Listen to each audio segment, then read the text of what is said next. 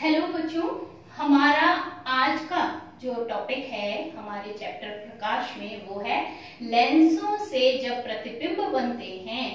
ठीक है, तो उनके क्या क्या नियम होते हैं।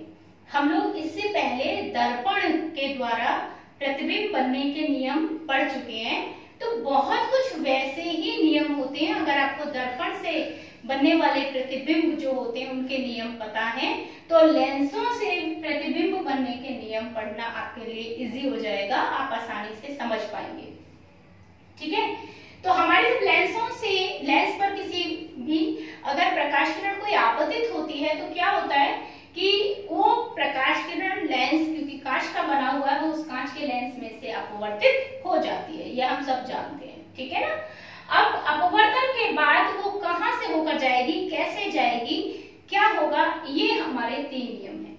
आपको ये याद ही होगा कि मैंने आपको पहले भी बताया था कि किसी भी, ठीक है, चाहे वो परावर्तन की घटना है, चाहे वो अपवर्तन की घटना है, चाहे वो हमारी विक्षेपण की घटना है, कोई भी घटना है, हम आगे पढ़ेंगे विक्षेपण, तो वो किसी भी घटना में अगर प्रतिबिंब का निर्माण होगा तो प्रतिबिंब निर्माण के लिए हमें कम से कम 2 प्रकाश किरणों की आवश्यकता होती है।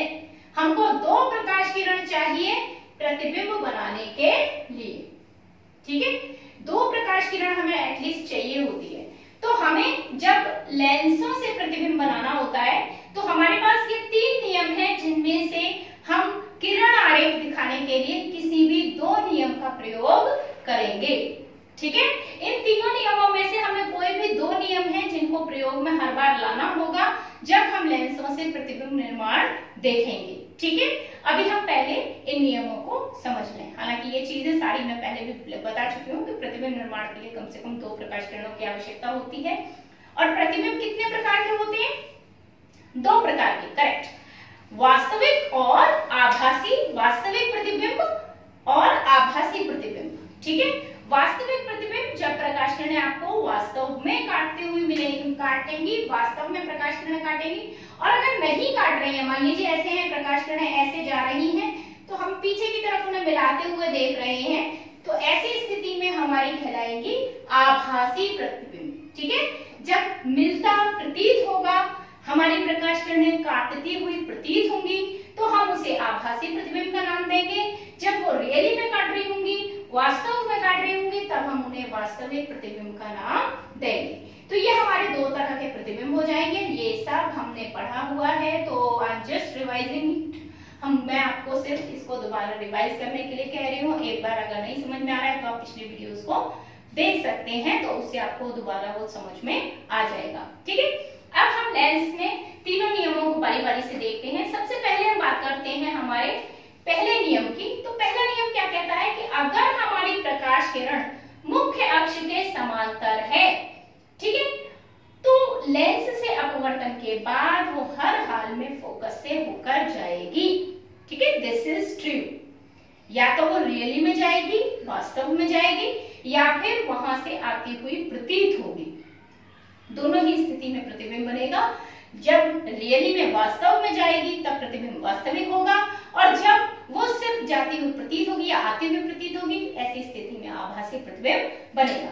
मैं यहाँ दोनों लेंसों से, क्योंकि ये जो नियम है ये दोनों लेंसों पर लागू होते हैं, चाहे वो उत्तल लेंस हो चाहे वो अवतल लेंस हो, तो मैं दोनों लेंसों के लिए बारी बारी से आपको ये नियम समझाए देती हूँ। देखिए, मैंने एक प्रकाश किरण ले ली जो मेरी मुख्य अक्ष के क्या है, समांतर है।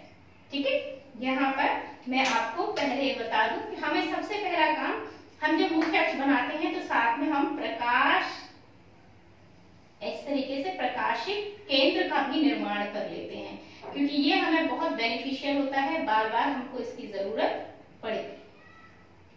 ठीक है, तो अगर कोई प्रकाश किरण है मुख्य अक्ष के समांतर है तो अपवर्तन के बाद वो कैसे जाएगी, ये समझने के लिए सबसे पहले देखिए कि यहाँ पर हमने इनके पॉइंट्स बना लिए हैं। फोकस, ये हमने 2 फोकस बनाए, F1 और F2, और फिर हमने इसकी जस्ट डबल दूरी पर हमने बनाया है C1 और C2, जो इसकी जस्ट डबल दूरी पर है, डिस्टेंस की डबल है। ठीक है, अब ऐसे ही हम अवतल में भी ये बनाएंगे। अवतल में बस इतना फर्क होता है हमारा कि हमारे जो उत्तल लेंस है उसमें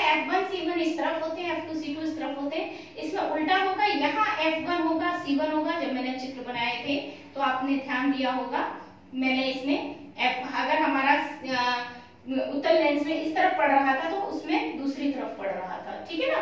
हम क्योंकि इसका सर्कल इसी तरफ है, इस वाली सतह का इसका सर्कल इसी तरफ पड़ता है, इसका सर्कल इस तरफ पड़ता है, और इसमें इसका इस वाली सतह का सर्कल इस तरफ है और इस वाली सतह का सर्कल इस तरफ है।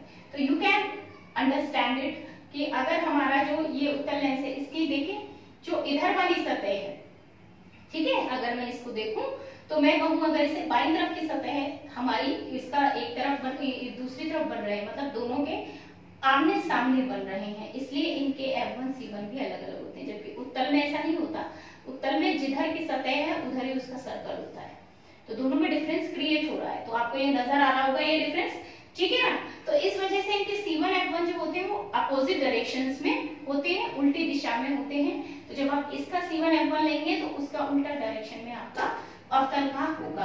अब हमने जो प्रकाश किरण ली है वो हमने ली है आप मैंने इस तरीके से सीधी प्रकाश किरण, यहाँ पे मैं आपको मुख्य अक्ष के समांतर प्रकाश किरण सीधी भेज रही हूँ।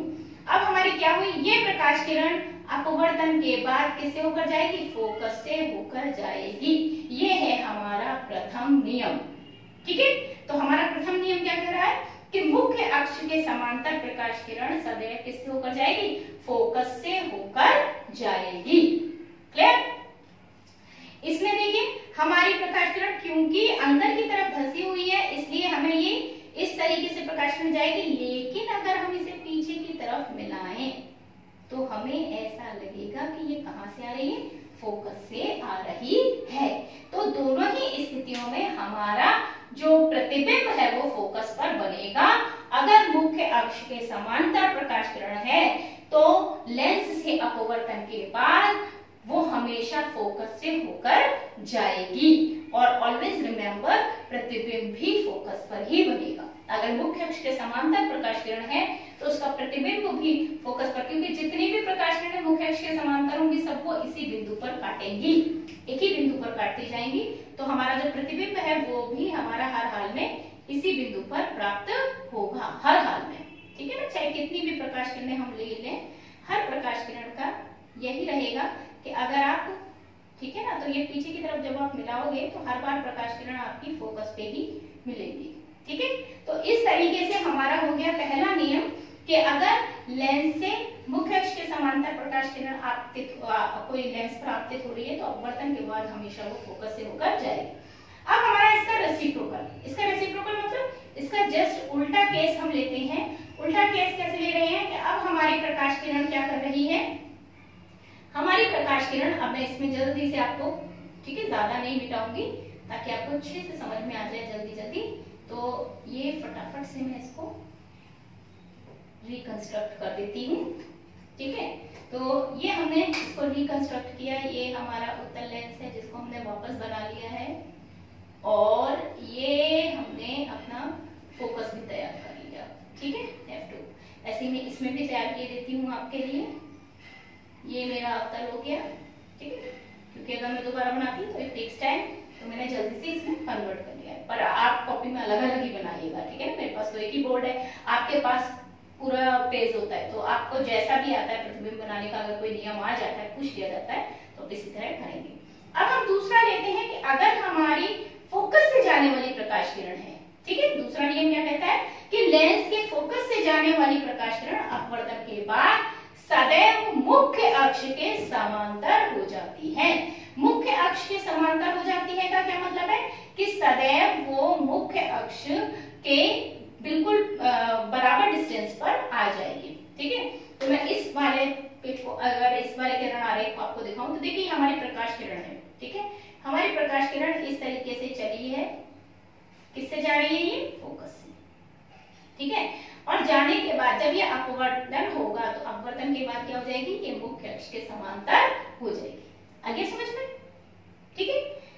इसी तरीके से यहाँ पे देखते हैं, अगर हमारी कोई प्रकाश किरण है जो मुख्य अक्ष के, ये हमारी आपतित हो रही है इस तरीके से, फोकस पर हमारी आपतित हो रही है, ठीक है, फोकस से जाती प्रतीत हो रही है, तो ऑलवेज रिमेंबर कि ये प्रकाश किरण हमेशा, ये मैंने नीचे की तरफ दिखाई है, ऊपर की तरफ भी दिखा सकते हो, जैसे भी आप लोग लेना चाहो वैसे आप ले सकते हो। तो ये मुख्य अक्ष के समांतर कैसे हो जाती है क्योंकि वास्तव में ये प्रकाश किरण इस तरीके से नहीं आ रही, ठीक है। ये प्रकाश किरण इस तरीके से हमारी जा रही होती है और ये मुख्य अक्ष के समांतर इस तरीके से दिखती है। यहाँ पर क्या है, ये सिर्फ इसके छाया दिखती है। अब मैं इसको क्लियर किए देती हूँ, कैसे कह रही हूँ मैं, ऊपर की तरफ दिखाऊंगी तो आपको ये ज्यादा क्लियर होगा, ठीक है। देखो मैं इसको चेंज किए देती हूँ, ये मैंने आपका वैसे अब तक दर्पण पूरा क्लियर कर दिया है। अब मैं आपको समझाती हूँ कैसे होगा ये, कि हमारी कोई प्रकाश किरण है, ठीक है, और वो प्रकाश किरण किससे होकर जा रही है, फोकस से होकर जा रही है। तो फोकस से वो ऐसे ही नहीं जाती, ठीक है। हमारी कोई भी प्रकाश किरण है वो फोकस से जाती हुई हमें कैसे दिखेगी, वो हमें ऐसे दिखेगी कि हम कोई भी प्रकाश किरण है वो इस तरीके से आ रही है और वो पीछे की तरफ हमें लग रहा है कि वो फोकस से आ रही है, ठीक है, और वो क्या हो जाएगी, मुख्य अक्ष के समांतर हो जाएगी, ठीक है। क्योंकि इसमें कोई भी प्रकाश किरण एक बिंदु पर फोकस नहीं होगी, बल्कि ये हमें क्या होती प्रतीत होगी, फोकस की तरफ जाती हुई प्रतीत होगी, क्योंकि इसकी सतह अंदर की तरफ धसी हुई है। आ गया समझ में। तो ये अगर कोई भी तिरछी प्रकाश किरण इस तरीके से आ रही है कि ऐसा लग रहा है कि वो फोकस तक मिलेगी, तो वो हमेशा मुख्य अक्ष के समांतर हो जाएगी। ये है हमारा सेकंड नियम। अब हमारे तीसरे नियम की बात करते हैं, और तीसरे नियम के लिए मैं फिर से अपनी पिक्चर बिल्कुल ठीक कर लेती हूँ, ड्रॉ करना है हमें इसमें, तो इसलिए इसको मैं बिल्कुल फिट बना ले रही हूँ। इसको फिर से रिकंस्ट्रक्ट कर देती हूँ। तो यहाँ पे हमारा अब तीसरा नियम आएगा। आपको मेरे ख्याल से दो नियम तो बहुत अच्छे से समझ में आ गए हैं। एक्चुअली में हम इन तीन नियमों का प्रयोग करने वाले हैं अपने,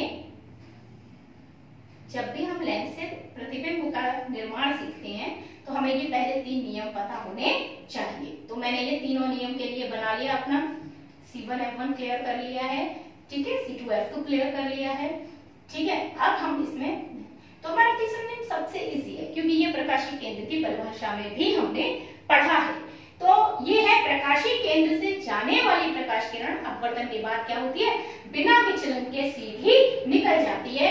यानी कोई भी प्रकाश किरण है, अगर वो सीधी इस तरीके से आ रही है कि वो हमारी प्रकाशीय केंद्र से गुजरे, तो वो निकल भी सीधी जाएगी। ऐसे अगर हमारी कोई प्रकाश किरण है तो देखिए इसमें ना अवतल में फर्क आता है ना उत्तल में, दोनों में ही एक जैसी स्थिति रहती है।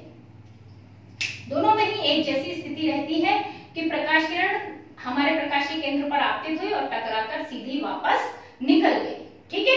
तो ये इसमें भी होगा, इसमें भी होगा, दोनों में एक जैसी स्थिति रहेगी। तो ये हमारा है हम लेंस से प्रतिबिंब बनाने के तीन नियम। इनमें से हम कोई भी दो नियम लगा सकते हैं अपना प्रतिबिंब निर्माण करने के लिए, जो भी हमको दो इजी लगेंगे तो हम इसमें यूज कर लेंगे। मैं जो जनरली यूज करती हूँ, मैं हमेशा पहला और तीसरा नियम जो है वो ज्यादा यूज करती हूँ। आवश्यकता पड़ने पर मैं दूसरे नियम का प्रयोग करती हूँ, बट मैं पहला और तीसरा इसलिए करती हूँ क्योंकि वो आपको समझने के लिए बहुत इजी रहता है, ठीक है। तो हम मिलते हैं नेक्स्ट वीडियो में, और नेक्स्ट वीडियो में हम लोग पढ़ेंगे कि लेंस जो हैं उनमें सबसे पहले उत्तल लेंस की बात करेंगे कि उत्तल लेंस से कितनी स्थितियों में प्रतिबिंब बन सकता है और वो स्थितियां कौन कौन सी हैं और प्रतिबिंब का निर्माण कैसे होता है, ठीक है। क्योंकि एग्जाम में ये पूछ लिया जाता है 1 मार्क से लेकर के 4 मार्क के क्वेश्चन के अंतर्गत। तो इसकी आपको अच्छी खासी प्रैक्टिस करनी है, जैसे आपने दर्पण के लिए की थी, बिल्कुल वैसे ही इसकी भी अच्छी सी एक प्रैक्टिस करनी है। Okay, thank you so much. और कोई समस्या हो तो मुझसे पूछ लीजिए।